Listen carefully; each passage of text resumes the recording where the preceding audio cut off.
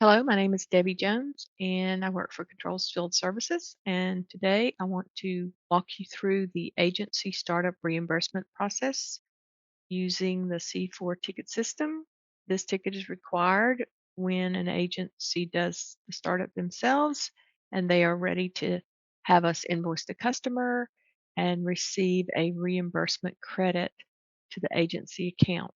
So the startup process involves the agent completing the project. And then you need to open a C4 CS ticket in the Cooper portal. I'm not going to show you how to do that.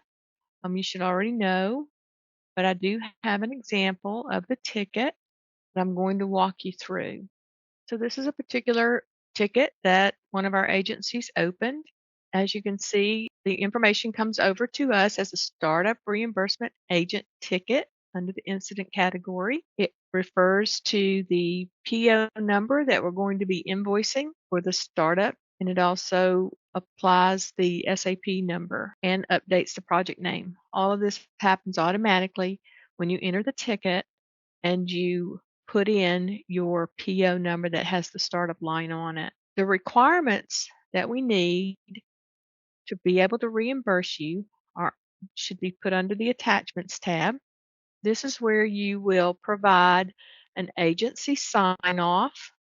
That is the document that you can get from Cooper that the site will sign off on once the project is completed. Your technician will also sign it.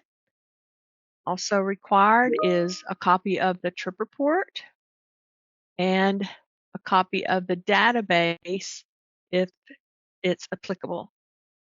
Most of the jobs do have a database, so please include the database so that we don't have to come back to you and ask for it, and it slows down the ticket processing. Once you submit your ticket, it will come over to our field services queue. We will review the ticket for all the proper documentation. Once that's done, we will set up the ticket to be processed. Once it's received, the customer service rep will invoice the line for the customer. In this case, it was the startup line was on 360. It was for $2,800. There will be a credit to the agency less the Cooper 10% fee. So the credit to the agency would be 25.20 in this case, and then it's applied to your sample account. So the credit will be on the next month's commission statement. You'll see it there.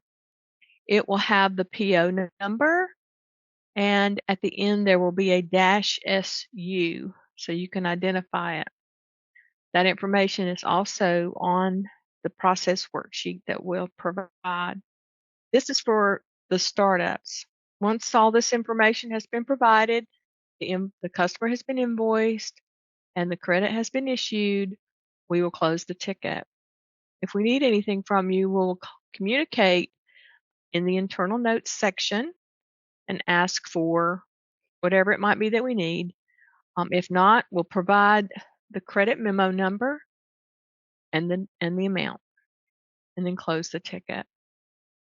The drawing process for requesting drawing reimbursements works the same way. However, agencies do not have to wait for the startup to be completed to request your reimbursement for drawings that were agency completed. You just open your C4CS ticket. It's the same post-sale startup reimbursement agent category.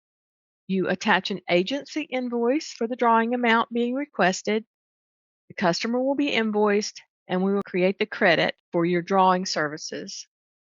And it again will show up on the next month. The drawing services requested alone have a -DWG at the end.